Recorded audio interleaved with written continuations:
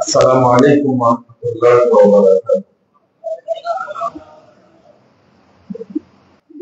আবার বিসমিল্লাহির কারীম লা ইয়াদুররু মা ইসমিহি শাইউন ফিল আরদি ওয়ালা ফিস সামা ওয়া হুয়াস সামিউল আলীম।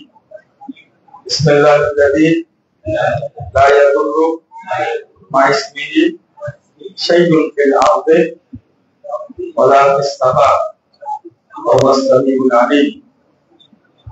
আরেকটা দোয়া আছে, বলেন ছোট্ট, আপনারা বলেন, আলেমরা তো পারবে।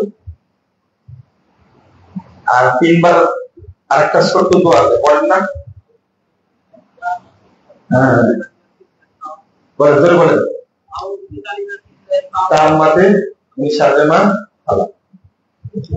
একজন সাহাবীকে একটা বিচ্ছুতে কামড় দিয়েছে, বুঝছেন? রাসূল সাল্লাল্লাহু আলাইহি ওয়াসাল্লাম শুনে বললেন, তুমি যদি এই দোয়াটি পড়তে তাহলে তোমাকে কামড় দিতে পারত না। দোয়া ছোট, পাওয়ার অনেক বেশি। এটাও তিনবার পড়তে হয়, সকালে এবং সন্ধ্যায়। মনে থাকবে? এগুলো আমল করেন না আপনারা। আজকে সূরা কাহাফটা কে কে পড়েছে? আলহামদুলিল্লাহ। সূরা কাহাফ পড়েছেন? 4 জন, 5 জন, 6 জন, 7 জন, 8 জন। আপনাদের গুণে ফেলেছে 4 জন, এখানে মোট 8 জন পাইছে। ওই যে পিছনে একজন, 9 জন। সূরা কাহাফের এত সুন্দর ফজিলত, যদি কোনো ব্যক্তি জুমার দিন বা রাত্রিতে পড়ে, তাহলে আগামী 1 সপ্তাহ তাদের সাথে আল্লাহর নূর অবস্থান করে, ঈমানের নূর। এই ঈমানের নূরই তাকে সৎ আমলের উপরে উজ্জীবিত করে রাখবে। বলেন আলহামদুলিল্লাহ। যারা পড়েন পুরোটা, আর 10 আয়াতের ফজিলত আলাদা আছে। শুরু 10 বা শেষের 10 আয়াতের ফজিলত আলাদা আছে। আল্লাহ তাকে দাজ্জালের ফিতনা থেকে হেফাজত করবে। এটা একটা কেস। আগে যেটা বললাম যে সামনে 1 সপ্তাহ তার সাথে ঈমানের নূর থাকবে, অর্থাৎ আল্লাহ রাব্বুল আলামিন তাকে সব কাজে সব সময় সহযোগিতা করবে। কত সুন্দর এটা! আপনারা যারা পড়েছেন তাদের জন্য দোয়া করি, আল্লাহ যেন তাদেরকে আরো বেশি বেশি নেক আমল করার তৌফিক দান করেন। আর যারা আমরা পড়তে পারিনি, আল্লাহ যেন আমাদের পড়ার তৌফিক দান করেন। পড়বেন, স্পেশালি রাসূলের যে দরুদ পড়ছি, এইটা মনে করে কে কে পড়ছে? আলহামদুলিল্লাহ। এবার একটু সংখ্যা বেশি পেলাম। মানে আজকে জুমার দিন তাই পড়ছে। এখন জুমার দিন নাই, কিন্তু এখন জুমার দিন আছে? সূর্য ডুবে গেছে মানে কি শেষ। আলহামদুলিল্লাহ। এই জুমার দিনের বিশেষ একটা বিষয়, সেটা হলো জুমার দিনে আল্লাহ রাব্বুল আলামিন দোয়া কবুল করেন, হবেই কবুল দোয়া। এই বিশেষ দোয়া কবুল হবে, আল্লাহ যেন কবুল করেন, এই জন্য কোনো দোয়া আল্লাহর কাছে করেছেন? একজন দোয়া কবুল হয় জুমার দিনে। এই দোয়াটা আমি আল্লাহর কাছে বলছি, আল্লাহ যেন কবুল করে, এই নিয়তে কেউ করবেন। এবং এই টাইমটা কখন? এই টাইমটা হলো সবচেয়ে, অনেকগুলো ইখতিলাফ আছে, হাদিস ভিত্তিক কথা হলো আসর পর থেকে মাগরিবের আগ পর্যন্ত। সবচেয়ে ভালো পদ্ধতি আমি শিখিয়ে দিই, আপনি মাগরিবের ঘন্টাখানেক আগে সালাতের প্রস্তুতি নিয়ে মসজিদে আসবেন, 2 রাকাত তাহিয়াতুল মসজিদ পড়বেন, পড়ে সূরা কাহাফটা পড়বেন। যদি বেশি টাইম লাগে তার একটু আগে আসবেন, সূরা কাহাফটা পড়ে এবার আল্লাহর কাছে যেটা চাওয়ার আপনি চাইবেন। আল্লাহ ওয়াদা করেছেন আর আপনাকে দিবেন না, এটা বলতে পারে না। বুঝলেন যে আমি যে পাচ্ছি না, আল্লাহর ওয়াদাই সমস্যা না, সমস্যা আপনার। আপনি একেবারে বিশ্বাস করে আল্লাহর কাছে চান, আল্লাহ দিবে। তাহলে জুমার দিনের কয়টা জিনিস পেলাম? কয়টা? ভুলে যাচ্ছেন তাই না? এটা কি সূরা কাহফ, আর একটা দরুদ পড়া, আর একটা বিশেষ দোয়া পড়া। বিশেষ কি দোয়া পড়া। সপ্তাহে আর এক দিন আছে যেটা বিশেষ দোয়া কবুল হয়, বলেন তো কোন দিন? হ্যাঁ,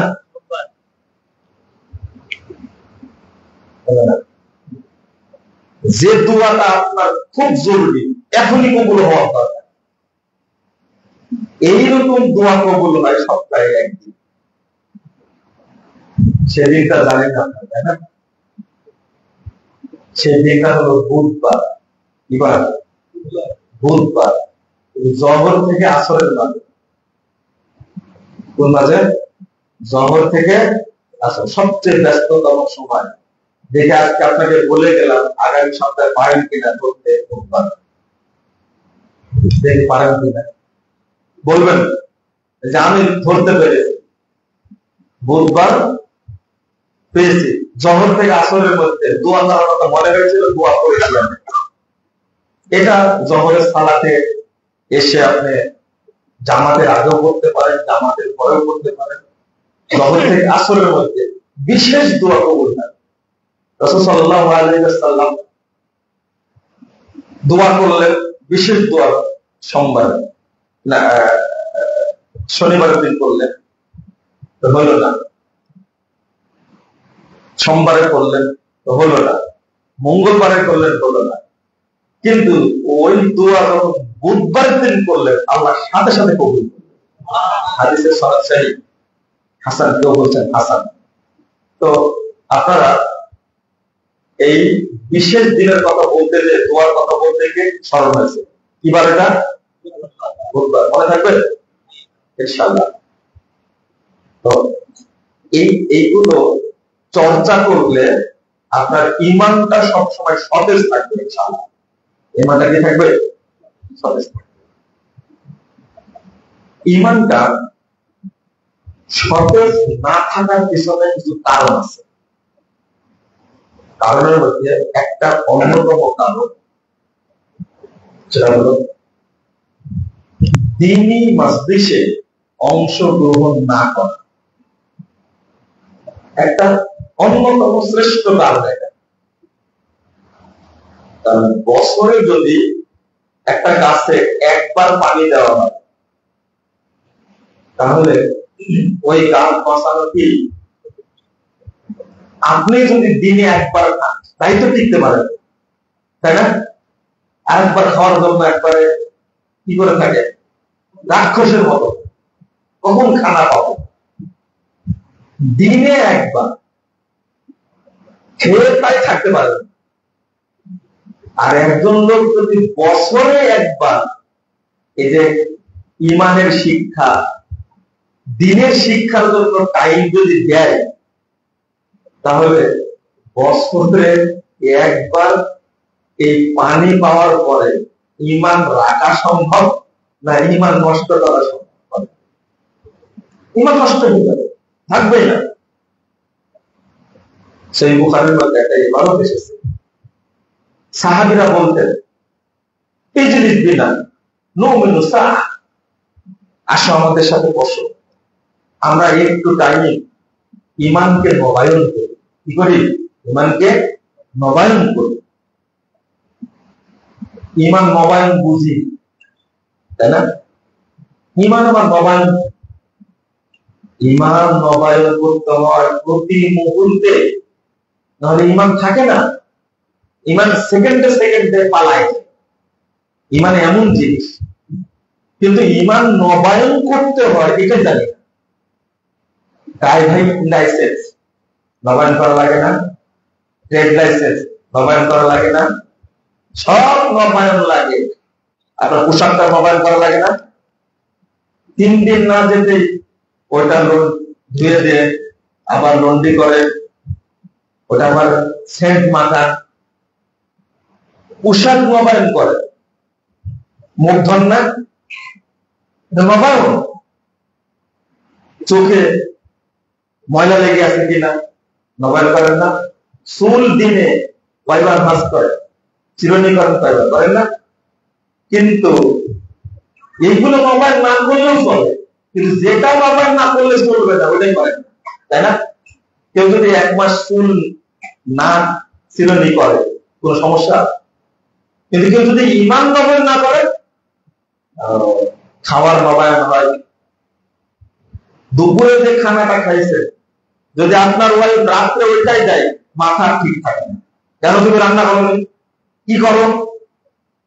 নবায়ন বুঝেন মনে কথাটা, মাথা ঠিক থাকে। গতকাল দুপুরে খাইছে, আজকে আবার দুপুরে রান্না করেছে, বলেন না এটা কোনটাই সহ্য করতে পারে না। এই যে ডক্টর সাহেব যে জামা গায়ে দিয়ে আজকে আসছে, কালকে যদি এটা গায়ে দিয়ে আসে তখন আপনারা বলবেন মানে জামা কাপড়ের সমস্যা, একটাই গায়ে দিয়ে আসে। এখানে নবায়ন প্রয়োজন, বুঝেন মনে কথা। কিন্তু কোনটা করেন না, শুধু ঈমান নবায়ন করতে হয় কথাটা শুনলে নিয়ে আসছে। আমি কি বলবো না? ঈমান যে নবায়ন করতে হয় বলবো যে শুনলামই তো আজকে, এটা তো নবায়ন করবো কি করে? অথচ ঈমানের নবায়নটা ঈমানের অন্যতম শীর্ষে একটা মূলনীতি, ঈমান নবায়ন করতে হয়। তো জেনে জানে একটা মোবাইল আপনার কথা 3 মাস ব্যবহার না করতে লাল হয়ে যায়, তাই না? আর একটা চেঞ্জ করে, এটাও নবায়ন করা লাগে। উপরে যে গ্লাসটা থাকে সেটা ভেঙে গেছে, ভালো লাগছে না, 2 দিন পর তাড়াতাড়ি চেঞ্জ করতে হয়। সব জায়গায় নবায়ন চলে, কিন্তু যেটা দরকার সেটা নবায়ন করে না। তার নাম কি? ঈমান। তো এই অন্যতম একটা স্থান হলো আলাদা। মুহাম্মদ রাসূলুল্লাহ সাল্লাল্লাহু আলাইহি ওয়াসাল্লাম বলেন, মা জালাসা কওমুন ইয়াযকুরুল্লাহ, যেগুলো শুনছেন শুধু আজকে শুনে রেখে দেবেন, আমল করবেন, সেটা বলেন। আমল করবেন ইনশাআল্লাহ। ইনশাআল্লাহ কোন সফল হাদিস তারপরে কাবিলের মধ্যে হাদিস এসেছে।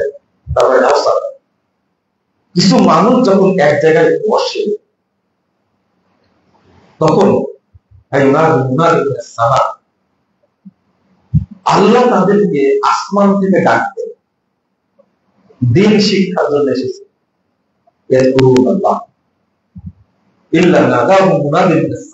আল্লাহ আসমান থেকে তাদের ডাকতে, ডাক দিয়ে বলেন,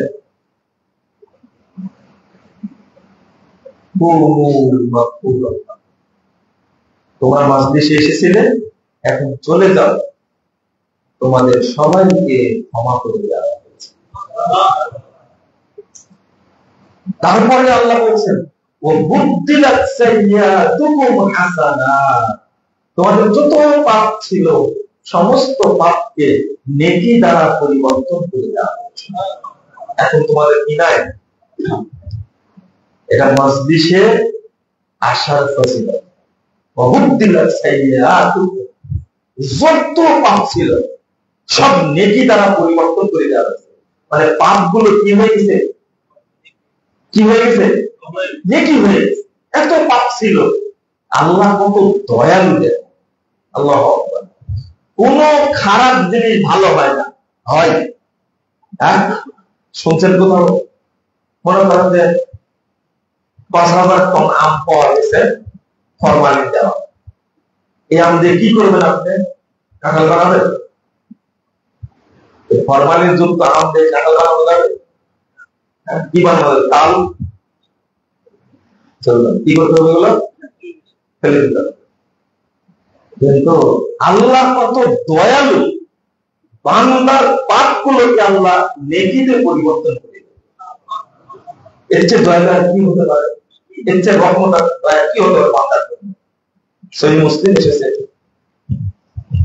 রাসূলুল্লাহ বলছেন, আল্লাহ ফেরেশতাদের কাছে গর্ব করে, গর্ব করে বলতে থাকেন,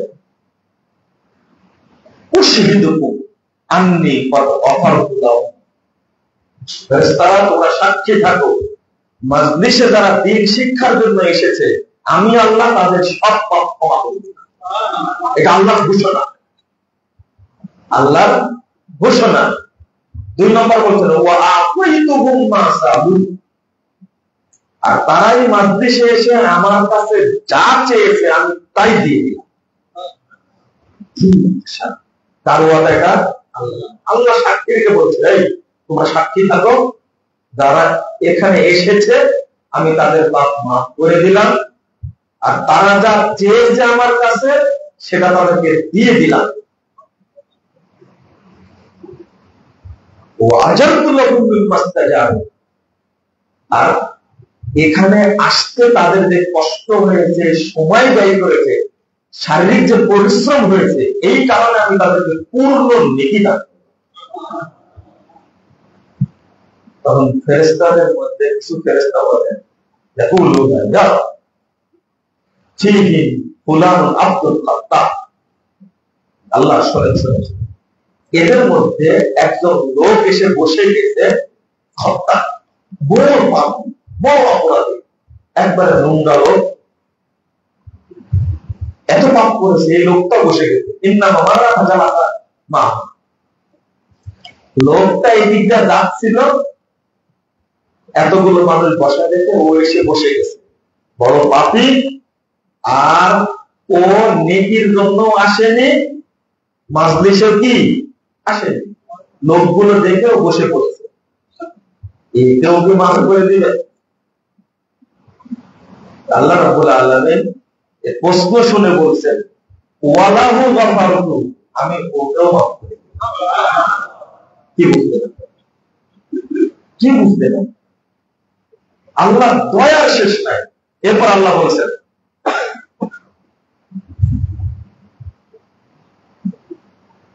আল্লাহ রাব্বুল আলামিন এর পরের বাক্যটা বলছেন যে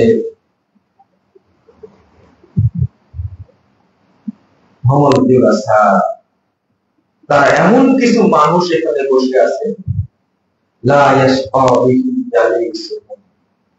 এখানে যারা এসেছে তারা কেউ আমার ক্ষমা, দয়া, রহমত থেকে বঞ্চিত হবে না। সবাই আমার ক্ষমা পাবে, সবাই আমার রহমত পাবে, সবাই আমার দয়া পাবে। বুঝেন কথা? আরো বুঝায় বলতে হবে। তো এই যে আপনাকে বলা হয়েছে, আপনি শুনেছেন যে আজকে ডক্টর রেজাল্ট করে বাজারে আসবে, কিন্তু আপনি অলসতা করে আসলেন না। আপনাকে কি প্রতিদিন ডাকছে?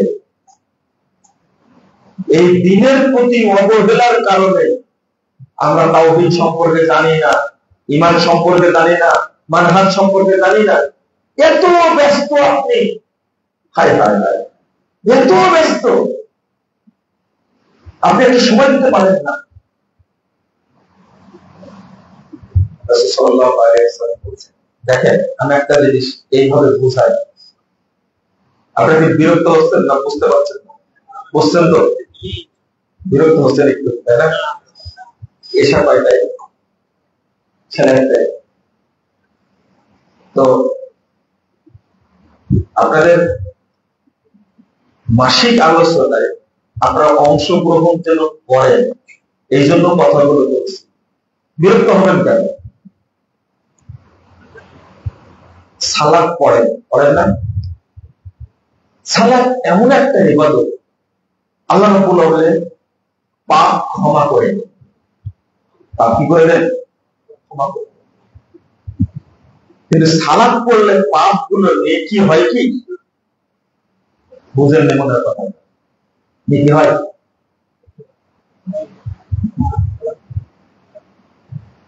এরকম বলি সিয়াম এত বড় ইবাদত, সিয়াম পালন করলে কি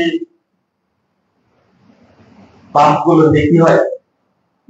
পাপ ক্ষমা হয়, গুফিরা লাহু মা তাকাদ্দামা মিন যামবি, পাপ ক্ষমা হয়।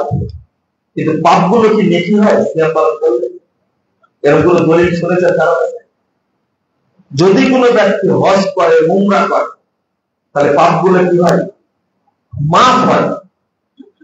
কিন্তু কোন হাদিসে আছে পাপগুলো নেকি হয়?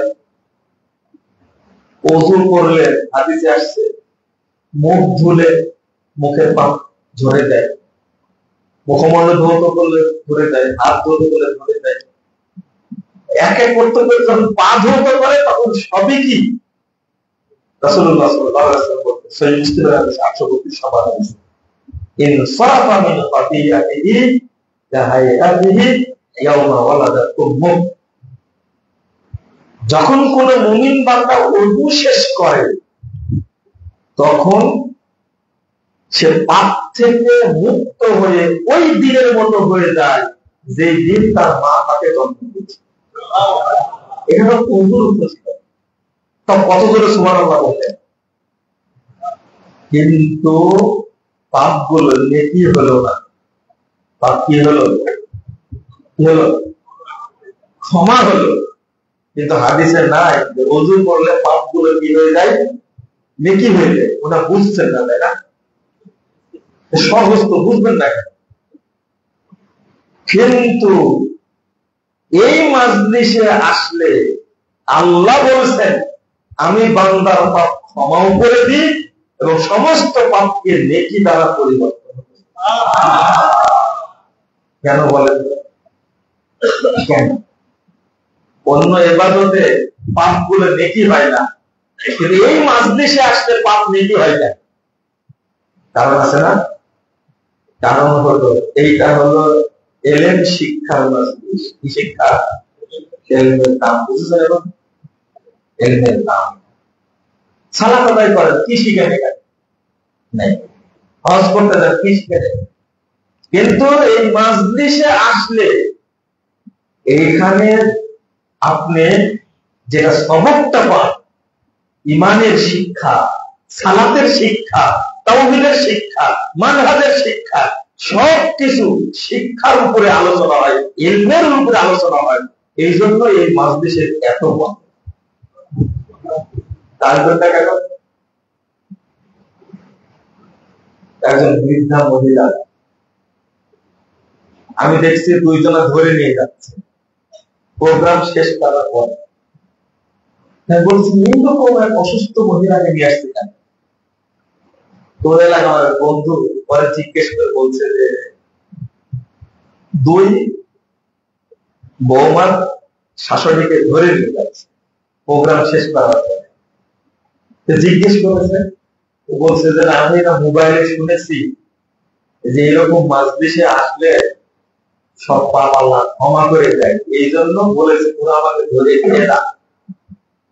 কেউ যদি কারো মাথায় যদি না ঢুকে 82 বছর বয়সে মহিলার মাথায় ঢুকেছে আল্লাহ পাপ মাফ করবে।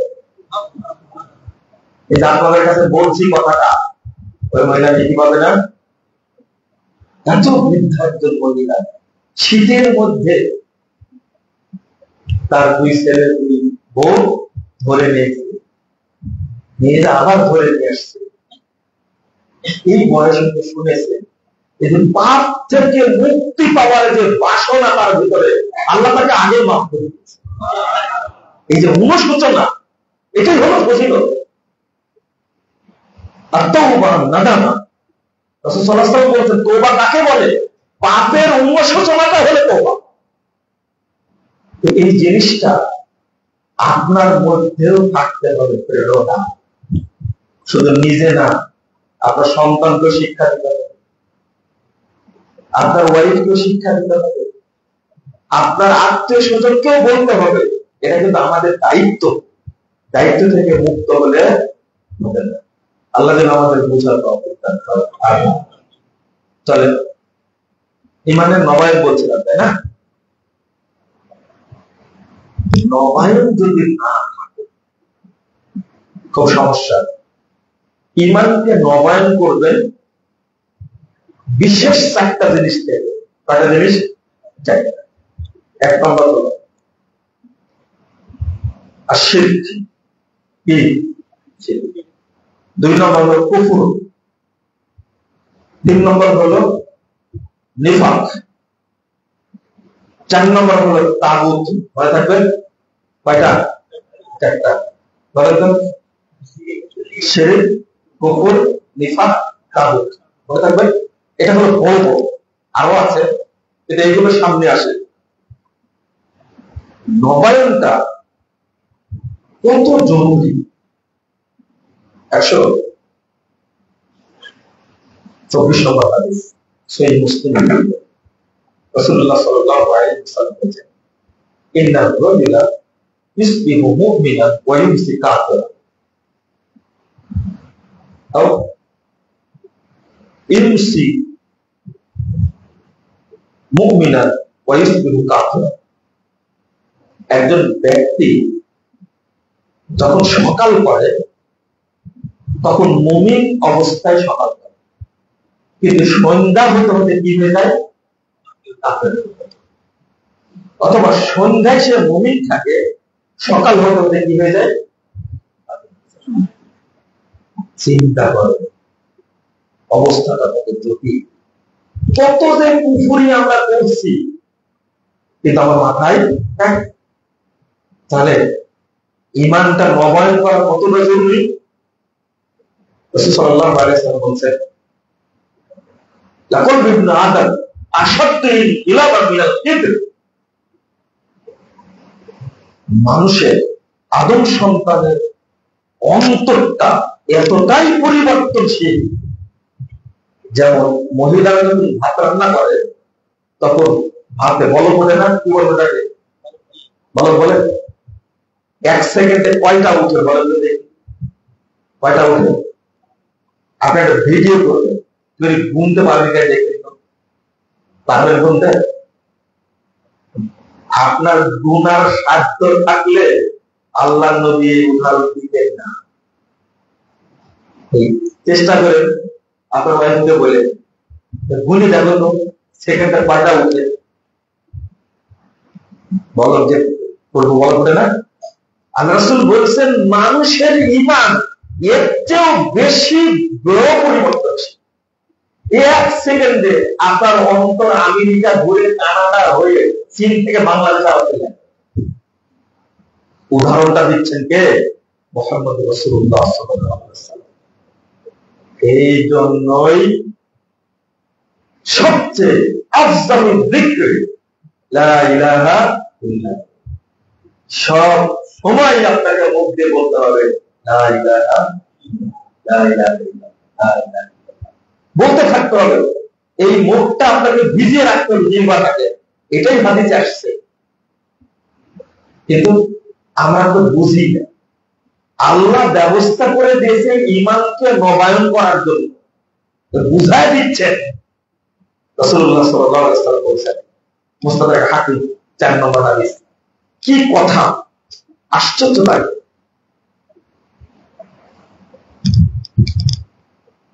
ইন্নাল ঈমান, রাসূল বলেছেন, ঈমানটা লা ইয়াখলাকু ফি জাওফি কুলুবিকুম কামা ইয়াখলাকু সাওব।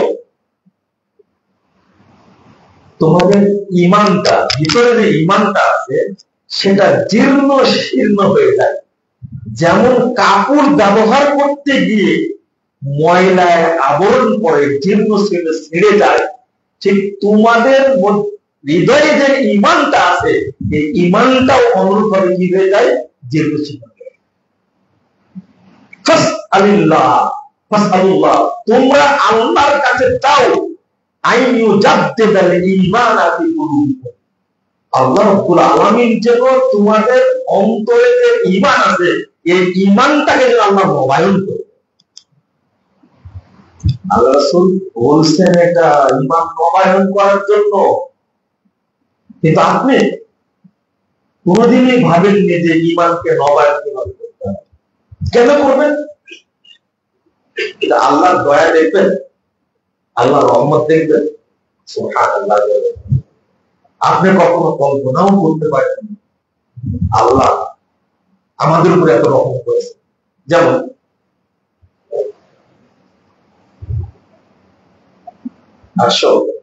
234 নম্বর হাদিস, সেই মুসলিমে এসেছে, আল্লাহ রাসূল সাল্লাল্লাহু আলাইহি ওয়াসাল্লাম বলছেন যখন কোন বান্দা ওযু করে কি করে, ওযু করে যখন শেষ করে আর বলে আশহাদু আল্লা ইলাহা ইল্লাল্লাহ, তারপর কি ওয়াহদাহু লা শারীকা লাহু ওয়া আশহাদু আন্না মুহাম্মাদান আবদুহু ওয়া রাসূলুহু, ফুতিহাত লাহু আবওয়াবুল জান্নাতি তাবাইয়া ইয়াদখুলু মিন আইয়াশা। এই দোয়া ওযুর পরে পড়ার সাথে সাথে আল্লাহ তার জন্য জান্নাতের 8টি দরজা খুলে দেন। যে কোনো দরজা দিয়ে জান্নাত প্রবেশ করতে পারে। আচ্ছা, নামাজ তো পড়া হয়নি, কেবল কি ওযু করেছে। এরকম কোন হাদিস আছে যে ব্যক্তি 5 ওয়াক্ত সালাত সারা জীবন পড়ে মারা যাবে, আল্লাহ তার জন্য জান্নাতের 8টি দরজা খুলে রাখবেন? আছে এরকম হাদিস? যে ব্যক্তি সারা জীবন রমাদানের সিয়াম পালন করবে, আল্লাহ তার জন্য 8টি দরজা খুলে দিল? আছে একটা দরজা, তাই না? একটা দরজা, তাই না? যে ব্যক্তি হজ করলো, আল্লাহ তার জন্য জান্নাতের 8টি দরজা খুলে দিলেন? এরকম কোনো দলিল আছে? না। কেবল ওযু করেছেন তাই আল্লাহ রাসূল বলেছেন তার জন্য জান্নাতের 8টি দরজা খুলে দেওয়া। কেন বলেন? এত বড় ফজিলত কেন? এত বড় ফজিলত কি জন্য? শুধু তাই না, রাসূল সাল্লাল্লাহু আলাইহি ওয়াসাল্লাম বলেছেন যে ব্যক্তি ওযুর পরে সুবহানাকা আল্লাহুম্মা বিহামদিক আশহাদু আল্লা ইলাহা ইল্লা আনতা আস্তাগফিরুকা ওয়া আতুবু ইলাইকা, এইটা যে ব্যক্তি পড়বে তার সমস্ত নেকি এবং অর্থাৎ এই ফজিলতটা, এই যে জান্নাতের 8টি দরজা খুলে দেওয়া হলো, এই ফজিলতটা একটা ফলকে লিপিবদ্ধ করে এটা আরশের সাথে আল্লাহ ঝুলন্ত অবস্থায় রাখে। এই কারণটা কি জন্য? অন্য আমলও আল্লাহর কাছে রাখবে, কিন্তু আরশের সাথে ঝুলন্ত রাখবে সেটা বলা হয়। কিন্তু ওযুর ফজিলতটা আল্লাহ আরশের সাথে ঝুলন্ত অবস্থায় হাত্তা রুফিয়া তাহতা আরশ, আল্লাহ আরশের সাথে ঝুলন্ত অবস্থায় রাখবেন। এর কারণটা কি? 10,140 নম্বর হাদিস, 9,111 নম্বর হাদিস, সুনানুল কুবরা লিন-নাসাই। তো কারণটা কি? কারণটা হলো আপনাকে আল্লাহ উৎসাহিত করেছে, আল্লাহ আপনাকে বাঁচাতে চেয়েছেন। এই যে ফজর পড়েছেন, ফজর পড়ে ওযু করার সময় পড়েছেন না? ফজর থেকে জোহরের মাঝখানে ঈমান চলে যেতে পারে না? আবার ওযু করে আবার পড়েছেন, আবার ঈমানটা নবায়ন হলো না? আসর আগ পর্যন্ত জোহর এবং আসরের মধ্যে আবার ঈমান চলে যেতে পারে না? আপনি আসরের টাইমে আবার ওযু করলেন, আবার এই দোয়াটা পড়লেন, ঈমান নবায়ন হলো না? আর নবায়নটা কি? আশহাদু আল্লা ইলাহা ইল্লাল্লাহ ওয়াহদাহু লা শারীকা লাহু ওয়া আশহাদু আন্না মুহাম্মাদান আবদুহু ওয়া রাসূলুহু। এটাই তো নবায়ন। এই যে আল্লাহ কত আপনার মাধ্যমে ঈমানকে নবায়ন করে দিচ্ছেন, আপনি কোনদিন ভাবছেন এটা? জানলা আমার উপরে এত দয়া করছে তো কোনদিন ভাবি? কত আমি তো জানি না। আল্লাহ আমার ঈমানটাকে রক্ষা করার জন্য তিনি আমার কাছ থেকে বলাই নিচ্ছেন আশহাদু আল্লা ইলাহা ইল্লাল্লাহ ওয়াহদাহু লা শারীকা লাহু ওয়া আশহাদু আন্না মুহাম্মাদান আবদুহু ওয়া রাসূলুহু। আমি যে বলছি আল্লাহর কাছে, তিনি যে তারিখটা অতিরিক্ত আসছে কি আল্লাহুম্মা জাআলনি মিনাত তাওয়াবিন ওয়া জাআলনি মিনাল মুতাতাহিরিন। এই দোয়াটা আল্লাহ পড়াই নিচ্ছেন আপনাকে, আলহামদুলিল্লাহ বললেন না? এইটা আল্লাহ কত বড় রহমত। আর আল্লাহ আরো সহজ করে দিয়েছে আমার বান্দা যেন, আচ্ছা একটা হাদিস,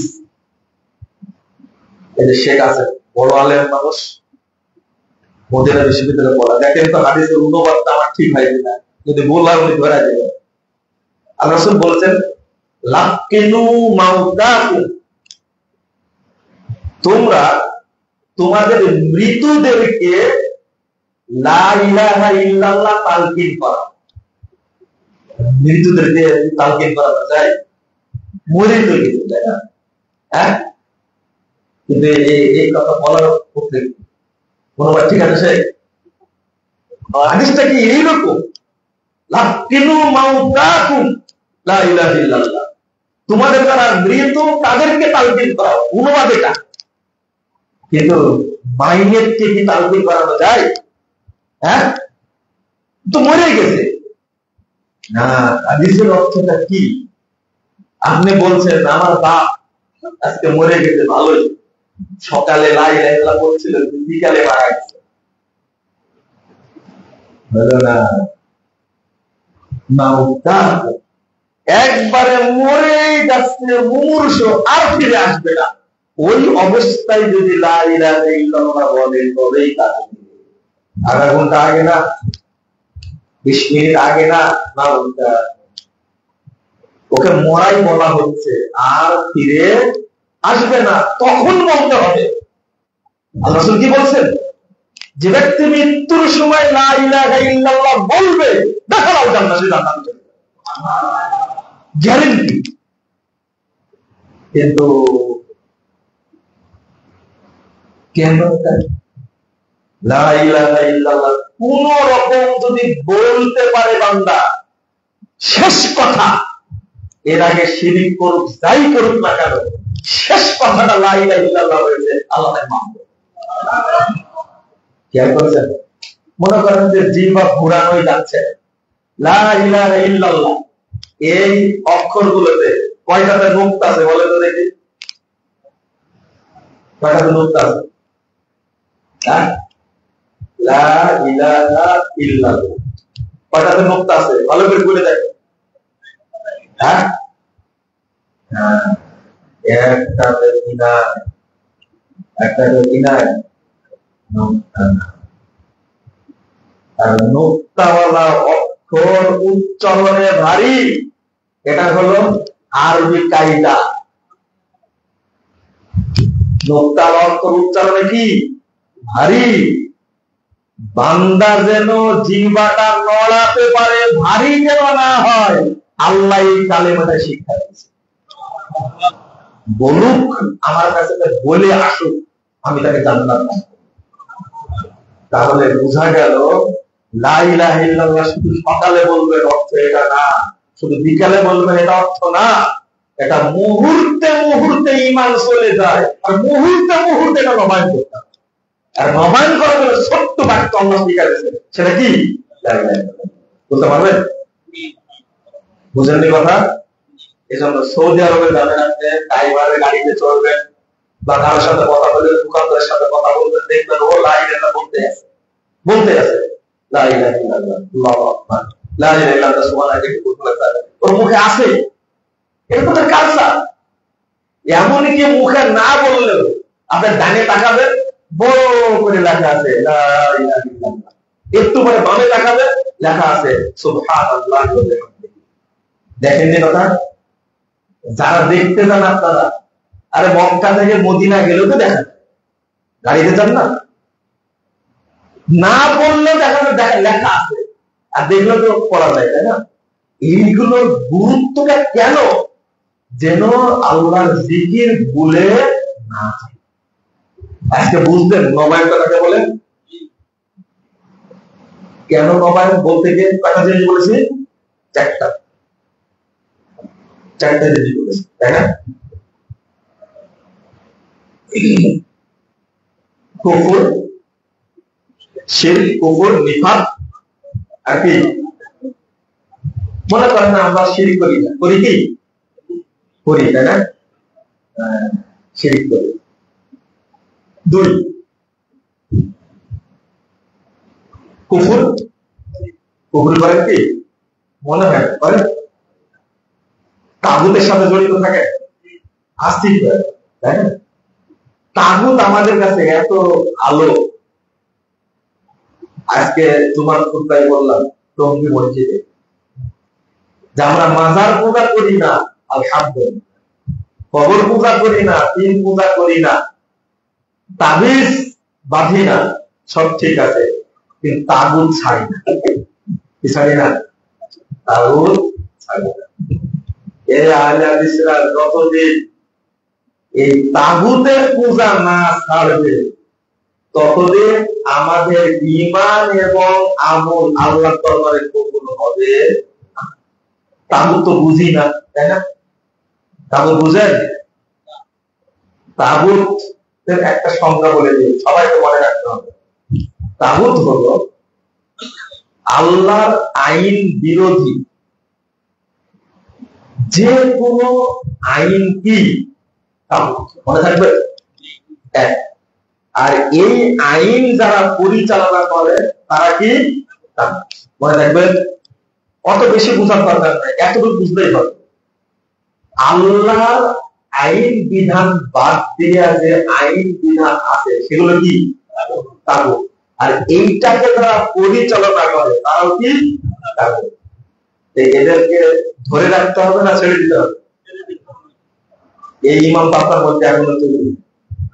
হ্যাঁ, ইমানের নবন নাই বলেই তো ইমান আছে এটা দাবি করতে পারে। ইমান আছে না, কিছুই করে না। ওযু আছে, তাহলে ওযু আছে বড় বোঝা গেল, ইমান কি নেই। বুঝলেন না আপনারা? ওযু জরুরি না ইমান জরুরি? ওযু জরুরি, ইমান। আপনাদের কাছে কোনটা জরুরি, ইমান না ওযু? না,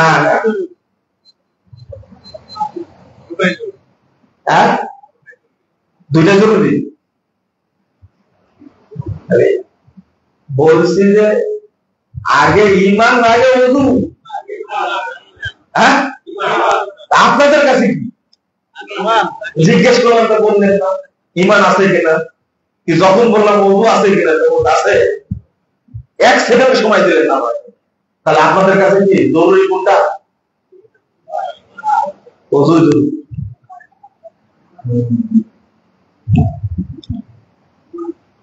শেখরা বক্তব্য দেন, শেখরা বক্তব্য দেন না, একজন বলছে, দুই তিন জায়গায় বলছে যে ওযুই জরুরি। তাদের কথা ঠিক আছে মনে হয় নাকি? ইমানের আগে ওযু বলছে না, ওযুই জরুরি, ইমানের ওযু জরুরি। তারপরে বোঝাবে কি করে? আমি বললাম আচ্ছা ঠিক আছে, আপনি বলেন, কেউ যদি ওযু বিহীন মরে যায় তো জান্নাতে যাবে না জাহান্নামে যাবে? তখন বলছে এটা আবার কি বলবে? আপনারা বুঝেননি? ওযু নাই, মরে গেছে,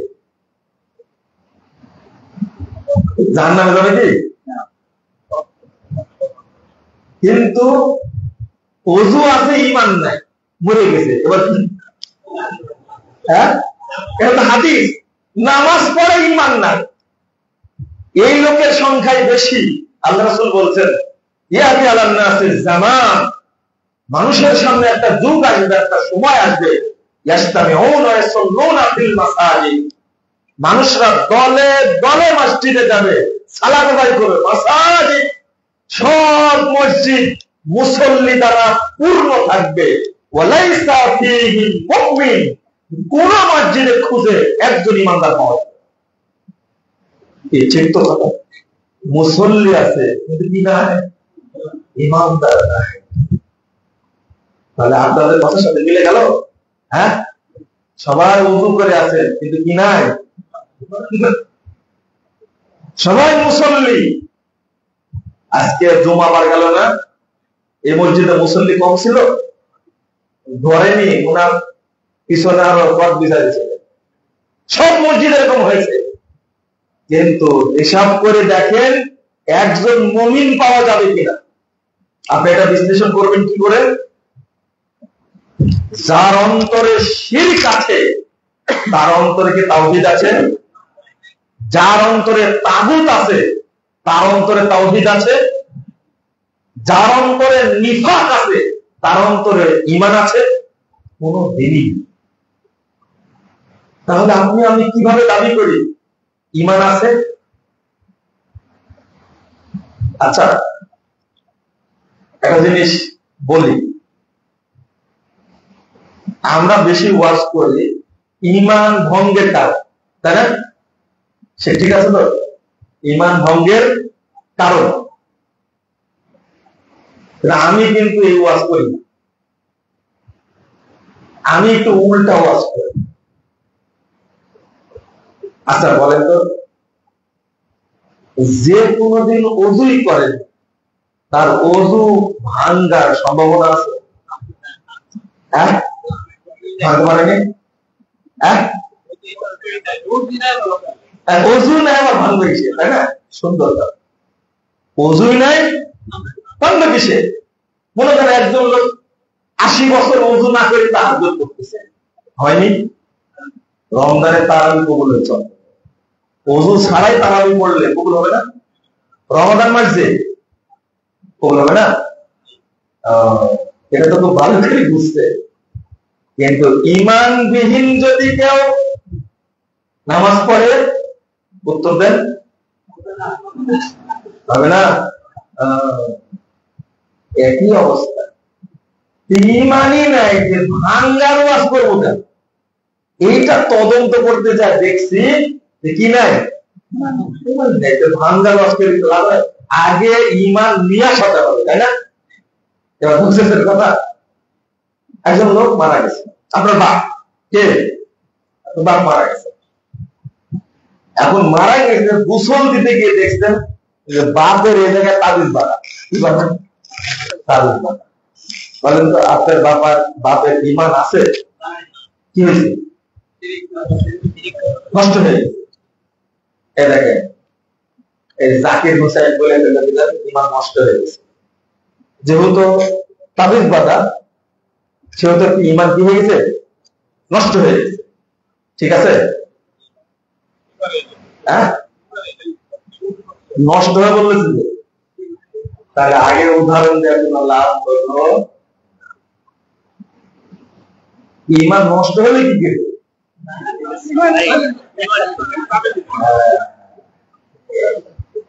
বুঝেননি কথা? তাহলে এত ওয়াজ করে কি লাভ হয়? এইসব জুলেখার ওয়াজ করে সকালে বলছেন জুলেখা কারি না বুঝি, আপনারা এরকম করছেন কেন? বুঝেন মনে কথাটা? বাপ মরার পরে গোসল দিতে গিয়ে দেখছেন কি তাবিজ বাঁধা। এই বাপের ঈমান ছিল, ঢুকছিল। আর আপনি ধোয়াচ্ছেন যখন, আপনার গায়ে তাবিজ নাই, কিন্তু আপনার মধ্যে বিশ্বাস আছে যে তাবিজ দিলে ভূতে ধরে। এবার বলেন, আপনার ভিতরে ঈমান আছে? দুইজনে কি এই বাপের গোসল হবে না গোসল ছাড়াই হবে? ইসলাম কি বলে? ইসলাম কি বলে? এখন বলবেন আপনারা যারা ইসলামপন্থী, ইসলামী দল করেন, ভোট তাদের দরকার, তারা বলবেন যে এই মুহূর্তে ইসলামপন্থী পাওয়া যাচ্ছে না, তাবিজের ওয়াজ করে লোম বাঁচতে কম্বল শেষ, তাই না? ওই ওয়াজ করলে হবে না। যখন মুহাম্মদ সাল্লাল্লাহু আলাইহি সাল্লাম মার খাচ্ছেন, মুসলিমদের সংখ্যা নাই, তখন 10 জনের একটি জামাত আল্লাহ রাসূলের কাছে এসেছে। 9 জনকে ইসলাম গ্রহণ করালেন, বায়াত করালেন, একজনকে ছেড়ে দিলেন। তারা বলছেন বায়াত আতিস আতান ওয়া তারাকতা হাযা ওয়া আমসাকা হাযা। আপনি 9 জনকে বায়াত করালেন আর একজনকে ছেড়ে দিলেন কেন? রাসূল সাল্লাল্লাহু আলাইহি ওয়াসাল্লাম বলছেন ইন্না আলাইহি তামিমা, তার শরীরে তাবিজ বাঁধা আছে। তার শরীরে কি আছে? তাবিজ বাঁধা আছে। ফাদখালা ইয়াদাহু ওয়া ফাতাহু। সাহাবী উকবা বিন আমির আল-জুহানী তিনি বলছেন, ওই ব্যক্তি ভিতরে হাত দিয়ে তাবিজ ছিঁড়ে ফেললো, বোঝা গেল তাবিজটা দেখা যাচ্ছিল না। এই খবরটা কে দিয়েছে? কে দিয়েছে? কে? জিবরিল দিয়েছে। ঠিক হলো কথা, জিবরিল কি জানে ওদের তাবিজ আছে? কে দিয়েছে? জিবরিল আমিনকে বলে দিয়েছেন তাবিজ আছে। আপনি ভাবলেনটা কি? তাবিজ এত মারাত্মক একটা বিষয়। লা হাওলা ওয়ালা কুওয়াতা ইল্লা বিল্লাহ। একজন আমাকে বলছে ইসলাম এত কঠোর না, আপনার হাদিসের অনুবাদ বুঝতে ভুল হয়েছে। আমি বললাম যে হাদিস এইভাবে আছে। তখন বলছেন আরে তখন মুসলমানই নাই আর তাবিজের ফতোয়া আছে। আমাদের মুসলমানের দরকার নাই, আল্লাহর দরকার তাওহীদ। এত হাজার হাজার মুসলমান দিয়ে কি করবে? লাখ লাখ কোটি কোটি যদি মুশরিক হয়, ওমা ইউমিনু আকসারুহুম বিল্লাহ ইল্লা ওয়া হুম মুশরিকুন। আপনার মতো লোকের এত ঈমান আনা সত্ত্বেও মুশরিক, তাবিজ কিছু মনেই করছে না। চিন্তা করেন, পায়ে হেঁটে এসেছে, লোকগুলো দরিদ্র, পেটে খাবার নাই, শরীরে পোশাক নাই।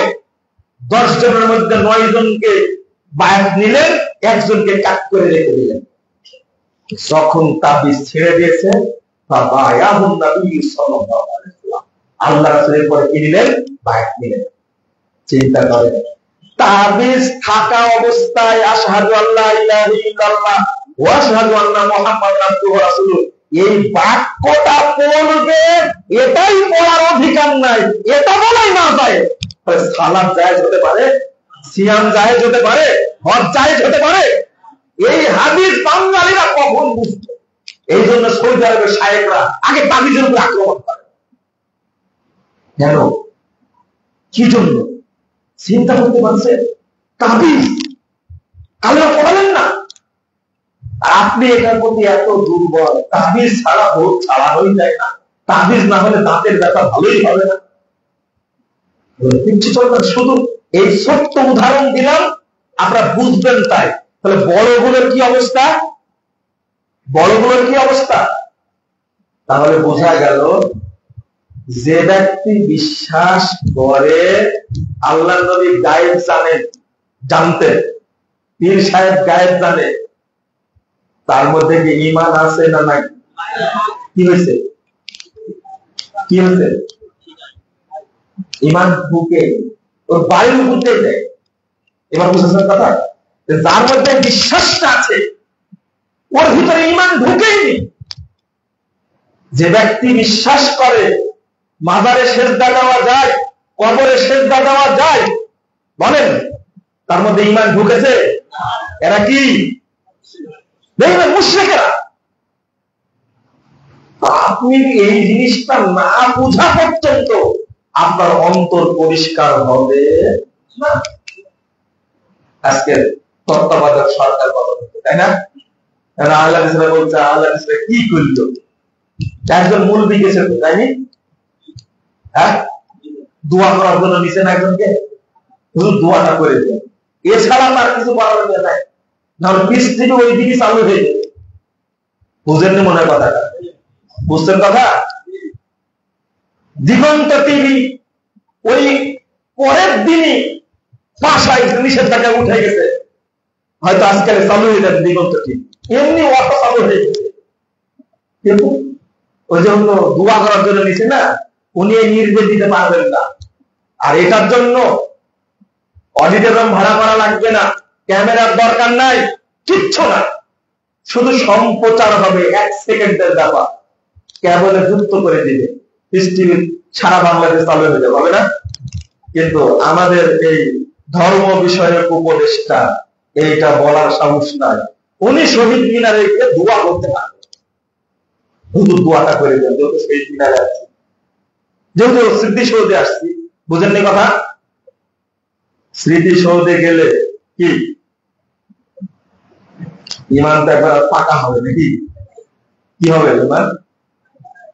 এটাকে শুধু শিরক না শিরক আকবার?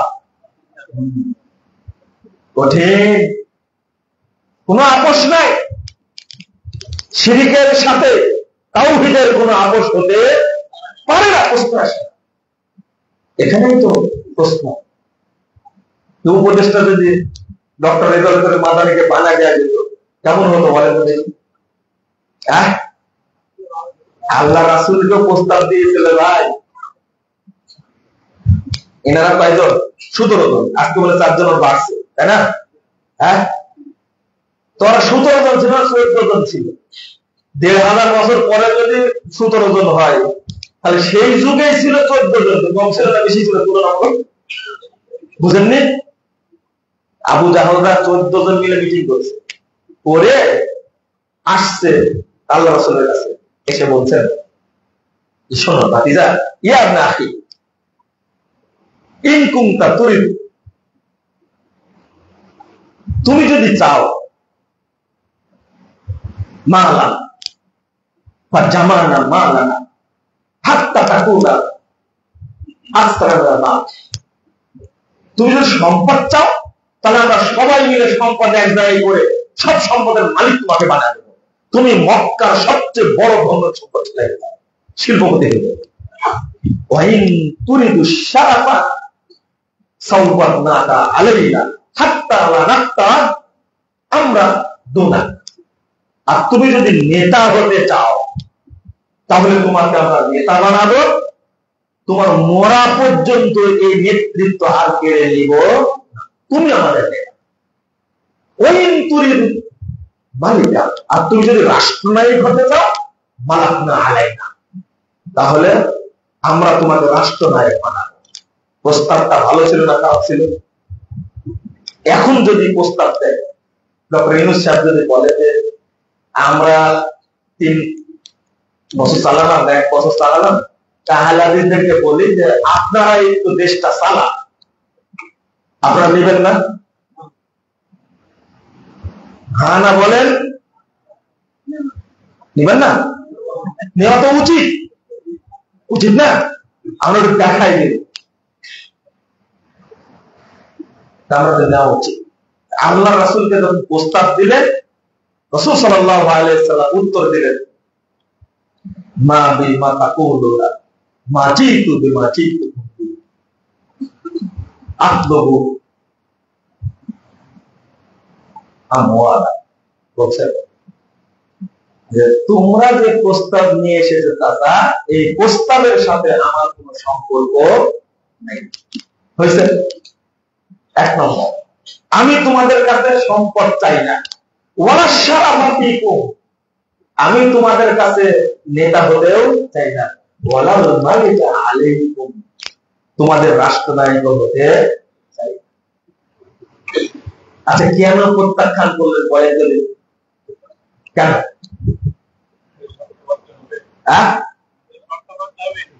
তাদের শর্ত মতো। খুব সুন্দর উত্তরটা দিচ্ছে। মানে আল্লাহ রাসূল যদি প্রধানমন্ত্রী হন, রাষ্ট্রপতি কে হবে? আবু জাহাল। আর অর্থমন্ত্রী কে হবে বলেন? উবাই ইবনে খালদ। আর স্বরাষ্ট্রমন্ত্রী কে হবে বলেন? আবু লাহাব। মনে আছে দেখতে? উতবা সাহেব এগুলো হবে। আর ধর্মমন্ত্রী হবে কে? আবু বকর। এই যে মন্ত্রী পরিষদ গঠিত হলো, এটা ভালো হবে না খারাপ হবে? হ্যাঁ, এতক্ষণ চাইলেন যে, এতক্ষণ চাইলেন না আপনারা? বুঝে আল্লাহর নবী মক্কায় চাইলেন না, মার খেয়ে মাথা ফেটে যাচ্ছে, উটের ঘুড়ি চাপিয়ে দিচ্ছে, কাফেররা দিচ্ছে না, সেজদায় গেছেন, ভাঁজ দিয়ে গেছে, গলার উপরে উঠে বসেছে, এই অত্যাচার চলেছে। আবু বকরের মতো সম্ভ্রান্ত ব্যক্তি, এত ভারী ব্যক্তি, তাকেও মারা হলো, টিকতে পারলো না। এমন অবস্থায় এত সুন্দর প্রস্তাব দেওয়ার পরেও গ্রহণ করলেন না। ওই ব্যক্তি যখন মদিনায় গেলেন, কি রাষ্ট্রনায়ক হলেন না তিনি? কেন? ওখানে গিয়ে মদিনা সনদ প্রণয়ন করে ফেললেন, কোন শর্ত নাই। এখানে বিশাল ব্যাপার। এটা এখন আপনি নিয়ে কি করবেন? মানুষের কাছে তাওহীদের জ্ঞান নাই। এক রাতের মধ্যে যত মূর্তি ছিল, তাও পাথরের তৈরি মূর্তি ভেঙ্গে চুরমার করে, সেনাবাহিনী বলেন, বিমান বাহিনী বলেন, নৌবাহিনী বলেন, ভেঙ্গে চুরমার করে দিল মাত্র 24 ঘন্টার মধ্যে। কিন্তু মাজার একটাও ভাঙেনি। ভাঙছে? এমনকি ময়মনসিংহে জয়নাল আবেদিনের মৃত্যু আছে, ওইটাও ভাঙছে। খেয়াল করেছেন আপনারা? এইগুলো আমরা খেয়াল করি, আপনাদের চোখ আছে, খালি দেখবেন যে মজিবের মূর্তি ভাঙছে কিনা আর হাসিনার মূর্তি ভাঙছে কিনা, আমরা সব দেখেছি। এক রাতে 600 মূর্তি ভেঙে ফেলেছে। কোথায় বলেন তো? কোথায়? ঘোড়ার ডিম। আপনারা কিছুই জানেন। শের মুজিবনগর মেহেরপুরে 600 মূর্তি তৈরি করা ছিল। মাত্র 1 ঘন্টার মধ্যে মূর্তি ভেঙে একবারে মনে হচ্ছে যে একবারে মক্কা বিজয় দিয়ে। ওখানে ছিল 360টা, আর এখানে ছিল কটা? আরো 300 বেশি। যদি তাওহীদি চেতনা থাকতো এই ছাত্রদের মধ্যে, তাহলে 1 ঘন্টা সময় লাগতো না। সব দেশে যত মাজার আছে, যত উঁচু কবর আছে, আলীর মতো সবগুলো ভেঙে চুরমার করে। ওটা তৈরি করতে পেরেছেন? ওটা তৈরি করতে পেরেছেন? এই চেতনা আগে তৈরি করা লাগবে। যে রাসূল মক্কায় থাকা অবস্থায় আলীকে নির্দেশ দিতে পারেননি সমস্ত মূর্তি ভেঙে দাও, ছবি মূর্তি ভেঙে দাও, কবর ভেঙে দাও, বলতে পারেননি, ওই রাসূল 8 বছর পরে মক্কায় যখন আসলেন তখন প্রথম নির্দেশ দিলেন। তিনি যেটা করলেন, দাখালান নবী সাল্লাল্লাহু আলাইহি ওয়াসাল্লাম মক্কা ওয়া হাওলাল কাবা রাসূলের সিত্তুন রাসূলা। ইবনে মাসউদ বলেন, আল্লাহ রাসূল মক্কায় ঢুকলেন, চারপাশে কাবার ভিতরে মূর্তি ছিল না, চতুর্পাশে মূর্তি ছিল। ফাজালা ইয়াকুন বিয়াদিন ফিয়াদি, আল্লাহ রাসূলের হাতে থাকা লাঠি দ্বারা মূর্তি মারছেন আর ভাঙছেন, আর বলছেন ওয়াকুল জাল হক ওয়া জাহাকাল বাতিল ইন্নাল বাতিলা কানা যাহুকা। এক হাতে এক নিমিষে 360টা মূর্তি ভেঙে চুরমার। আপনি কি মনে করেছেন ওই রাসূল মক্কায় থাকতে নির্দেশ দেননি? মক্কা বিজয় হয়েছে, আর কোনো সুযোগ নাই। নিজে ভাঙলেন, আলীকে বললেন লা তাকাতিম সাল্লাল্লাহু আলাইহি ওয়াসাল্লাম ওয়ালা কবরে মুশরিল্লাহ সাওয়াইদাল আলিশরা। যেখানে জমিনের উপরে ছবি মূর্তি বাঁধবে, উঁচু কবর পাবো ভেঙে তারপর সাটাই দিবা। খালিদ বিন ওয়ালিদের মধ্যে খালিদ ছিল, এই উজ্জার নামক জিন ও আছে, যাও ওকে ধ্বংস করে আসো, ওর বাসা ওকে হত্যা করে আসো। নগ্ন ন্যাংটা জিন, বুঝেন তো, ন্যাংটা জিন। খালিদ বিন ওয়ালিদ রাদিয়াল্লাহু আনহু এই ন্যাংটা জিন কি করতো জানেন? ওই মূর্তির মধ্যে ঢুকে ওই শব্দ করতো, আর কাফেররা বলছে মানে এটাই করতে বললাম। গেলেন, যাওয়ার পরে দেখলেন মূর্তি নাই, ওই জিন নাই, নগ্ন জিন নাই। ওর বাসা 3টা বাবলা গাছ মিলে একটা ঝোপা ছিল, ওর মধ্যে বাসা ছিল। তো বাবলা গাছ কেটে দিয়ে চলে আসলেন। আল্লাহ রাসূল শুনে বলতেন নাম গাছ না সে, খালিদ তুমি কিছুই করেন, আবার যাও। এবার গিয়ে দেখছে ওই উলঙ্গ জিন একবারে মাথা ঝাঁকড়া করে কাদা মেখে ও দাঁড়ায় আছে। খালিদ বিন ওয়ালিদ রাদিয়াল্লাহু আনহু গেলেন এবং ওই নগ্ন জিনকে হত্যা করলেন। আল্লাহ রাসূল বলেন তিলকাল সা, আরে এই উজ্জা নামক নগ্ন মেয়ে জিনটা কি নিয়ে যে এই মূর্তির মধ্যে ঢুকে শব্দ করত। সাহাবী উবাই বিন কাব রাদিয়াল্লাহু আনহু বলছে বিকুল্লি সানামিন সিদ্দিকা, 114 নম্বর আয়াত খুলবেন আপনি। আর এটা হাদিস যে এই যতগুলো মূর্তি আছে সব জায়গাতে নগ্ন মেয়ে জিন ওর মধ্যে লুকায় আছে, আর মানুষ মূলত ভক্তি করে ওই ন্যাংটা নগ্ন জিনকে। এটা হলো বিষয়। যদি এই আকীদা তরুণদের মধ্যে থাকতো, ছাত্র ভাইয়েরা যা করছে, লা হাওলা ওয়ালা কুওয়াতা ইল্লা বিল্লাহ, যদি এই চেতনা থাকতো, বাংলাদেশে কোনো উঁচু কবর থাকতো না। এটা তৈরি করেন। এই জন্য আল্লাহ শর্ত দিয়েছেন, ঈমান বিশুদ্ধ করো আর আমলে সালেহ করো, তাহলে আমি আল্লাহ তোমাদেরকে খিলাফত দেব। কিন্তু আমরা ওই ওয়াদা পালন করতে পারি না, আল্লাহ শর্ত পালন করিনি, এই জন্য আল্লাহ আমাদেরকে দিবেন না। আপনারা হয়তো বিরক্ত হয়ে গেলেন, কথা বলতে গিয়ে অনেক কথা চলে আসলো। এরকম শিরকি আর নিফাকের কথা যদি বলি আরো মুশকিল, এই নিফাক থেকে আটা আছে। আবার যদি অন্য কবরে আসি তাহলে বোঝানোর চেষ্টা করবো ইনশাআল্লাহ। আহলে হাদিসরা কোন তাগুত এবং শিরকের সাথে আপোষ করতে পারে, একবারে এক শর্ত, তাওহীদ মেনে নিতে হবে। এটা যদি মেনে নাও, ওকে কোনো সমস্যা নাই, কোনো মাজার পূজা থাকবে না, মূর্তি পূজা থাকবে না, এই তন্ত্র মন্ত্র কিছু থাকবে না। এই গণতন্ত্র হলো কুফরি তন্ত্র। কি তন্ত্র? একটা ধোঁকা তন্ত্র। কি তন্ত্র? ধোঁকাতন্ত্র একটা, এটা হলো স্বৈরতন্ত্র একটা। দেখলেন না স্বৈরতন্ত্র কাকে বলে? আচ্ছা, এত সুন্দর ভোট করলেন আপনারা, তাও এই লোকটাকে তাড়া দিলেন দেশ থেকে, কিন্তু আপনাদের কষ্ট হয় না মনে? এত সুন্দর গণতন্ত্র দেখলেন না, গণতন্ত্র কাকে বলে? কত ধোঁকাতন্ত্র এটা, তাও বাঙালি জাতি বুঝবে না। ফখরুদ্দিনকে নিয়ে আসলে 2 বছর চালালো, মনে আছে আপনাদের? আচ্ছা, এটা ইলেকশন হয়েছিল না সিলেকশন হয়েছিল? ফখরুদ্দিন কি একদিন আগেও জানতো আমাকে তত্ত্বাবধায়ক সরকার প্রদান করা হবে? জানতো? কে করেছে? কে নির্বাচন করেছে? ও জানতো। আচ্ছা, এই যে ইউনূস সাহেব যে আসলেন, ইনি কি একদিন আগেও জানতেন যে আমাকে তত্ত্বাবধায়ক সরকার প্রদান করা হবে? জানতেন না। কয় বছর থাকবে আল্লাহ জানে। কেউ বলছে 3 বছর থাকবে, কেউ বলছে আমার মনে হয় না এতদিন টিকতে পারবে। কিভাবে আসলো এটা মাথায় আসে না আপনাদের? আরেকটা ধোঁকাতন্ত্র বললাম, ধোঁকাতন্ত্র, তার একটা প্রমাণ দিয়ে আপনাদেরকে। এই যে 2008 সালের 29শে ডিসেম্বর যে নির্বাচনটা হলো, ফখরুদ্দিন করলো, এই নির্বাচনটা খুব স্বচ্ছ ছিল। নির্বাচন স্বচ্ছ হয়েছে, কিন্তু ফলাফল হয়েছে চাল। কে না জানে? সবাই জানে, কিন্তু বলে না। আচ্ছা, 14 সালে যে নির্বাচন হলো, এটা কি কত সুন্দর গণতন্ত্র! 153টি রাষ্ট্রে আসলে বিনা প্রতিদ্বন্দ্বিতা এমপি নির্বাচিত হলো। কি সুন্দর গণতন্ত্র ভাই, কিন্তু জানাই ছিল না। আর 18 সালে যেটা আসলো নির্বাচন, 900 ভোটের নির্বাচন, তাই না?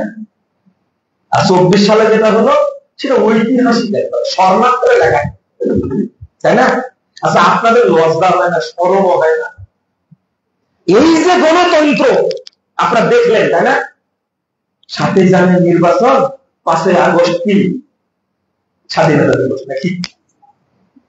জনগণের স্মরণ না, জনগণের লজ্জা নাই। এটা হলো ধোঁকাতন্ত্র। এইভাবে জালিয়াতি করে একটা স্বৈরতন্ত্র তৈরি হয়ে গেল। আমি লিখিনি, পৃথিবীর সব মিডিয়া লেখছে কথা। স্বৈরতন্ত্র, গণতন্ত্রের খবসের স্বৈরতন্ত্র, আমার ভাষা না। পত্রিকা লিখেছে, লিখলে তো অপরাধ না। মুজাফফর টুপিওয়ালা এটা বললেই অপরাধ, তাই না? এই অপরাধ করতেই থাকবে, দেখি কি হয়, আল্লাহ কি করে। জনগণকে এটা বুঝাতে হবে। কি একটা মতবাদ আপনি বললেই হলো? আপনাদের মাথা নাই? বিশ্ববিদ্যালয়ের 100 জন ভিসি রেজাউল করিম সাহেবকে ভোট দিয়েছে চেয়ারম্যানের ভোটে, আর আমাকে ভোট দিয়েছে 101 জন মুসি। চেয়ারম্যান কে হবে? আমি না রেজাউল সাহেব? আমি। দেখেন ভোটের মূল্য কত সুন্দর। কিন্তু আপনাকে যদি বলি ভাই আমি 1000 কোটি মাছ দিব, আপনি আমাকে একটা ইলিশ মাছ দিবেন, দিবেন আপনি? যাতে মাথা তালে ঠিক, নাম বলে রাখবেন। বুঝলেন না মনে কথা? 101 জন মুসির ভোটের দাম কত বেশি, চেয়ারম্যান হয়ে গেল। আর 100 ভিসির দাম কিছুই না। এইটা হলো কি?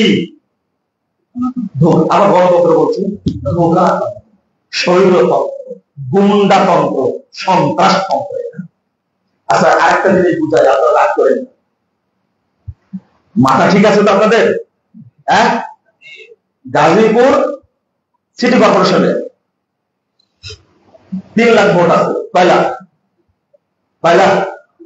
3 লাখ ভোট আছে। আলোকের গণনা করবেন। দল আছে, ভোটে দাঁড়াচ্ছে 10 জন। কয়জন দাঁড়াচ্ছিল আপনাদের আল্লাহ ভালো জানে। 10 জন দাঁড়াচ্ছে। তো 3 জনা ভোট সবাই পেয়েছে মনে করে 50,000 করে। কয় হাজার করে? 50,000 করে। বা সবাই পেয়েছে 25,000 করে। আর একজন পেয়েছে 30,000।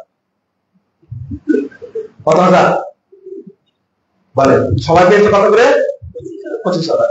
একজন পেয়েছে কয় হাজার? 30,000। মেয়র কি হবে? যে 30,000 পেয়েছে, মানে 30,000 ভোট পাওয়া লোকটা আইন ঘুরাবে কত লাখ লোকের উপরে? হ্যাঁ, শুধু 3 লাখ। 30,000 বাদ দেন, এই 30,000 তো তার লোক। হ্যাঁ, 2,70,000 লোকের উপরে শাসন চালাবে কতজন লোক? 30,000, তাই না? নির্বাচনটা কত সুন্দর হয়েছে না? এটা মেজরিটি মাস্ট বি গ্যারান্টেড, এটা কি কথা ঠিক হলো? জনগণের ম্যান্ডেটে ক্ষমতায় গেছে, কথাটা কি ঠিক? কুত্তাকে বলতে এটা মেনে নেবে, মাথায় ঢুকছে কথা? কি করে হলো গণতন্ত্র এটা? ও ভোট পাচ্ছে মাত্র কত? 30,000। অন্য প্রার্থীরা 25,000 করে পেয়ে দেখা যাচ্ছে বাকি প্রার্থীরা পেয়েছে কত? 2,70,000। আর এর পেয়েছে মাত্র কত? 30,000। 30,000 মানুষের ভোট নিয়ে শাসন করবে কত হাজার মানুষকে? এটাই এত গণতন্ত্র? ইসলামী করার জায়গা পান না। তবে এটা আমেরিকার গণতন্ত্রটা কিন্তু ওরা যাতে মাতাল তাহলে ঠিক। ওদের ইলেকট্রাল ভোটে গণতন্ত্র, পপুলার ভোটের কোনো দাম নাই। পপুলার ভোটে গতবার জিতেছিল ট্রাম্প, কিন্তু ইলেকট্রাল ভোটে হেরে গেল ট্রাম্প। প্রেসিডেন্ট হলো কে? বাইডেন। কথা বোঝা গেছে? এগুলো বুঝতে হবে, পড়াশোনা করতে হবে। এগুলো বলা যেত না, এই ছাত্ররা তো একদিন আসে তাই বলা যাচ্ছে। আবার যদি আসলে ভোট যদি চেপে যায় তখনও বলা যাবে না। যতই বলেন না কেন আমরা স্বাধীন হয়েছি, দেখো খালি আর একটা দল আসুক স্বাধীনতা কাকে বলে বুঝতে পারবে। জাযাকুমুল্লাহ খায়রান ওয়া বারাকাল্লাহু ফীকুম। প্রথমে দিতে হবে আজান হবে, তাই না? এই তো ভুল করে ফেললাম। আজান দিয়ে দেন, নামাজ একটু পরে পড়বে নাকি? আচ্ছা ঠিক আছে। তাগুতের কয়েকটা উদাহরণ দিলে ভালো হয়। তাগুতের তো ওয়াজ করলাম না। আমাদের সরকার ব্যবস্থা কি তাগুতি ব্যবস্থা না? এখন বলবেন যে তাহলে কোন দিকে যাবে? মনে করেন ঘরের মধ্যে চারিদিকে মূর্তি সাজানো আছে। এখন আপনাকে যদি বলা হয় কোনটা পছন্দ হয় আপনার, উত্তর কি দিবেন? বুঝেন? বুঝানোর কথা কি আপনারা বুঝেননি কথা, তাই না? ঘরের মধ্যে নানান রকমের মূর্তি আছে। এখন আপনাকে স্বাধীনতা দেওয়া হয়েছে, কোনটা আপনার পছন্দ সেটা নেবেন আপনারা? আরে গণতন্ত্র একটা ইজম, ধর্ম, ধর্ম নিরপেক্ষতাবাদ একটা ধর্ম, জাতীয়তাবাদ একটা ধর্ম, পুঁজিবাদ একটা ধর্ম, সমাজতন্ত্র একটা ধর্ম, ইসলাম একটা দিন। দিনের সাথে কোন ধর্মের সম্পর্ক হতে পারে না, অসম্ভব।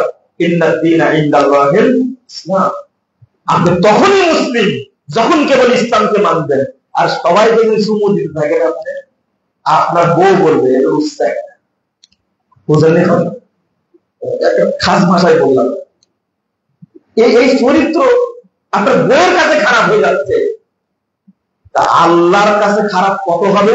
আরে বেটা, তোকে আমি একটা দিন মানতে বলেছি, তুই ইসলামের সাথে মসজিদে যখন গেছিস তখন টুপি মাথায় দিয়ে আমাকে সেজদা করেছিস, মসজিদ থেকে বেরিয়ে মাথায় সেজদা করেছিস, তাগুতকে সেজদা করেছিস, তারপরে ওই পুঁজিবাদী অর্থনীতি মেনে চলেছিস, তারপরে এই কি বলে যে স্বৈরতন্ত্র, এটাকে মেনে চলেছিস।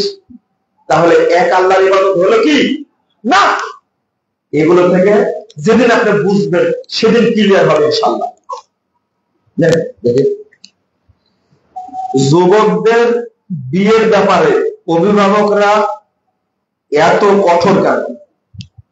এই প্রশ্নের উত্তর জিজ্ঞেস করেন অভিভাবককে, জিজ্ঞেস করবেন, আমাকে জিজ্ঞেস করবেন অভিভাবকরা কঠোর কেন? অভিভাবকরা লোভী। অভিভাবকরা কি? লোভী। ওরা লোভী। প্রত্যেক বাপি চাই যে পরের মেয়েকে নিয়ে এসে আমি ভাত খাওয়াবো। পরের মেয়ে হলো এটা, হ্যাঁ, বউটা কার মেয়ে? বুঝেছেন? বউটা কার মেয়ে? নগদ পরের মেয়ে একটা আছে। বেটার বউ হয়েছে তাই পরের মেয়ে হয়েছে, যে নিজের বউ ওটা পরের মেয়ে। আপনার এই ধ্যান ধারণা পাল্টা। আপনার বউ যেমন নিজের, আপনার বউ, আপনার সন্তানের বউটাও নিজের পরিবারের, তাকে নিজের মেয়ের মতো মনে করেন, তাহলে এই ঝামেলা থাকবে না। শ্বশুর শাশুড়ির ধ্যান ধারণাই হলো এই মহিলা হলো পরের নিয়ে, এদেরকে কি করতে হবে? কাজের মেয়ের মতো ব্যবহার করতে হবে, চলবে না। আপনার সামর্থ্য আছে, আপনি সন্তানকে এবং সন্তানের ওয়াইফকে, বউকে প্রতিপালন করতে পারবেন, আপনি দিয়ে দেন। আপনি সন্তানকে বুড়া করে করে তারপরে আপনি দিয়ে দিবেন, যত আকাম কুকাম যখন শেষ তখন বিয়ে করবেন। মনে রাখবেন যেটা আসবে ওইটাও আকাম মানে, বুঝেন না মনে কথাটা? আমি কথা বলে আপনাদের রাগ হয়, বাস্তবতা এটাই, যেটাকে নিয়ে আসবেন ওটাও আকাম্মা হবে। বুঝেননি কথা? অর্থাৎ নিজের ছেলেটা ভালো থাকলে মেয়েটাও কি ভালো বলে। আর তাইয়িবুন আলিত-তাইয়িবাত আল হাবিসুন আল-খাবিসাত, আছে না কোরআনে আয়াত? আল্লাহকে নির্ধারণ করে রাখছে, ভালোটা চিন্তা করবেন, আল্লাহ ভালোটা দিবেন। কথা বোঝা গেছে? সামর্থ্য থাকলে বিয়ে দিয়ে দিবেন। কে বলেছে আপনাকে 25 বছর না হলে বিয়ে করবে না? আরে মেয়েদের তো তাই করছে, ফুলের মতো একটা মেয়ে, আজ বিয়ে দিব, কাল বিয়ে দিব, বিয়ে পাত্র ছয় ভাইনা বয়স হয়ে গেছে, ফুল শুকিয়ে গেছে, আর কেউ পছন্দ করে না। এখন বাপ বলছে আর যে পুরুষ একটা দিয়ে যাও তো, লজ্জা নাই, শরম নাই। এই বাপ হলে কি হয়? ও লোভী, ও সরকারি চাকরি দিনে খুঁজে ঘুষ কর, সবচেয়ে বড় হারাম করে দালাল তাকে খুঁজে। একটা পবিত্র ছেলের হাতে দেন, রুজির মালিক আল্লাহ। আপনি কে বলেছে এরকম হারাম করে খুঁজে বের করতে হবে? বলছে বিসিএস ক্যাডার সাথে বিয়ে দিব না। বিসিএস ক্যাডার হয়েছে কোর্সিং কিনে, আপনি জানেন না? কুত্তাই মুখ দিয়েছে বিসিএস এর হারিয়ে যেটা বলেন আপনি। স্মরণ লজ্জা করার কিছু নাই, না দিনদার ছেলেকে বিয়ে দিন। মদিনা বিশ্ববিদ্যালয়ের এক ছেলেকে বললাম যে ভালো ছেলে বিয়ে দিন, আমাকে বলছে ভালো একটা ছেলে দেখ। শোনেন, দেখা দিলাম মদিনায় পড়ে, গরিব ছেলে, আমার মেয়ে ওটা থাকতে পারবে। 6 মাস পরে বলে ভাই দোয়া করে দিন। আমি কি জন্য দোয়া করবো? মেয়েটা দিয়ে দিয়েছিলাম একটা ছেলের সাথে, 6 মাস না হতে ডিভোর্স হয়ে গেছে। কেন?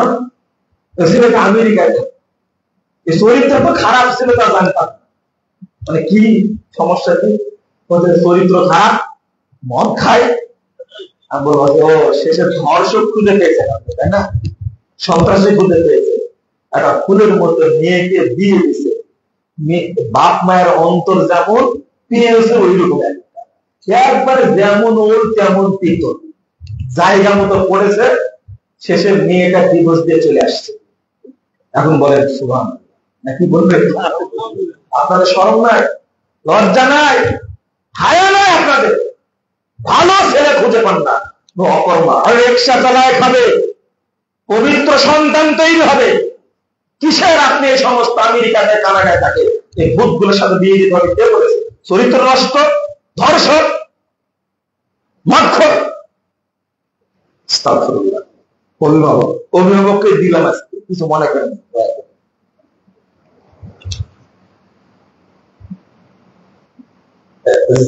কি লেগেছে? যে কোনো মুহূর্তে পড়ার মতো ইমানি ব্যক্তি কি? মাশাআল্লাহ, খুব সুন্দর প্রশ্ন করলাম, ভুলে গেছিলাম। দোয়া পড়েন তো। আল্লাহুম্মা ইন্নী আসআলুকা ঈমানান লা ইয়ারতাদ ওয়া নাঈমান লা ইয়ানফাদ ওয়া মুরাফাকাতা মুহাম্মাদিন ফি আ'লা জান্নাতিল খুলদ। এত সুন্দর দোয়া। হ্যাঁ, আর সহজ দোয়া। আমি অর্থটা বলি আগে, তারপরে শুনে। হে আল্লাহ, আমি তোমার কাছে এমন ঈমান চাচ্ছি যেটা কোনোদিন নষ্ট হবে না। আল্লাহ, তোমার কাছে এমন রুজি চাচ্ছি যা কোনোদিন শেষ হবে। এখন কি মনে হচ্ছে? এটা বলা লাগবে নাকি? আর আমি তোমার কাছে আল্লাহ রাসূলের সান্নিধ্যে জান্নাতে থাকতে যাচ্ছি, যেখানে আল্লাহ রাসূল থাকবে। এবার বলে সুবহানাল্লাহ, বুঝতে পারবেন দোয়ার পাওয়ার অনেক বেশি। সারাদিন বোতল চাচ্ছেন, কিন্তু বোতল খুলে দেখেন কি এর মধ্যে কি আছে। 1000 বছর চেটে চেটে কোনো লাভ হলো না। যত দোয়া সালাতের মধ্যে পড়েন কোন দোয়ার অর্থ জানেন না, সালাতের স্বাদও পান না। আগে বোতল খোলা লাগবে, তারপরে টেস্ট বুঝা যাবে, তাই না? তো অর্থগুলো বুঝতে হবে। আবার পরে আল্লাহুম্মা ইন্নী আসআলুকা ঈমানান লা ইয়ারতাদ ওয়া নাঈমান লা ইয়ানফাদ। সমস্ত ওয়া মুরাফাকাতা মুহাম্মাদিন ফি আ'লা জান্নাতিল খুলদ মুখস্থ করে নেবেন। এত এত জিনিস মুখস্থ করতে পারে আই ছেলেরা, আই মেয়েরা, পুলিশে যায় হাঁটতে বা টিম, তারা তাদের খালা যেটা সেই তারা মাঠে নতুন নতুন পায়রা গুলো নতুন বেজেছে, তারপরে কি ওপারেতে ছেলে মেয়েরা নাইট বেজে, তারপরে এই ফালতু জিনিসগুলো মুখস্থ রাখতে পারেছে আর বাচ্চাটাকে শিখাতে পারেননি রব্বির হামহুমা কামা রাব্বায়ানি সগীরা। এই দোয়া শিখাবেন আগে, সূরা ফাতিহা শিখাবেন আগে, অন্যদিন আলোচনা করব। জাযাকুমুল্লাহ খাইরান। তবে প্রশ্নটা খুব ভালো করেছেন আপনি, আল্লাহ আপনাকে বিশেষ করে জানায় থাকেন। নামাজের রুকু সিজদা পুরুষ ও মহিলাদের ক্ষেত্রে কি আলাদা? না, একবারে একরকম। দুই একটা জায়গায় পার্থক্য আছে, এইটা জান্নাতে যখন পড়বে তখন, ওটা বললাম না এখন। বুখারী হাদিস নাম্বার 740 নম্বর হাদিসে নামাজে হাত বাঁধার বিষয়ে বিস্তারিত ব্যাখ্যা করে বলবেন। জনৈক ব্যক্তি বলেছেন, বুকের নিচে থেকে নাভির উপরে বাঁধতেই হবে। মেজাজটা দিলেন খারাপ করে। জনৈক ব্যক্তি কি ওকে নবী? না, নিঃসন্দেহে নবী না, তাই না? ও কি সাহাবী? নিঃসন্দেহে না। ও কি তাবেঈ? নিঃসন্দেহে না। জনৈক ব্যক্তির কথা আহলে হাদিসরা মানে না। আহলে হাদিসরা মানে কার কথা? মানহাজ মানে সালাফদের। কিছু কিছু লোক বলছে যে বুকের উপরে হাত বাঁধার হাদিসটা আবু দাউদে আসছে, তাউস থেকে বর্ণিত, হাদিসটা জয়ীফ। এই হাতুড়ে ডাক্তার, জয়ীফটা কে বলেছে? জয়ীফটা কে বলেছে? একজন মুহাদ্দিসের নাম না, তোমাদের সাহস থাকে দুইটা শব্দ প্রচলিত, একটা মুহদ্দিস আর একটা মুহাদ্দিস। কথা বলতে, মুহদ্দিস মানে অকবি, আর মুহাদ্দিস মানে হাদিসের যারা হাদিস না বুঝে, সনদ না বুঝে হাদিসের উপরে হুকুম লাগায়, এরা কি মুহাদ্দিস না মুহদ্দিস? শেখ সালাম তার কোনটা দেখেন, এইভাবে না বললে সুদা হবে না, আল্লাহ থেকে সুদা করুন করে না। আমি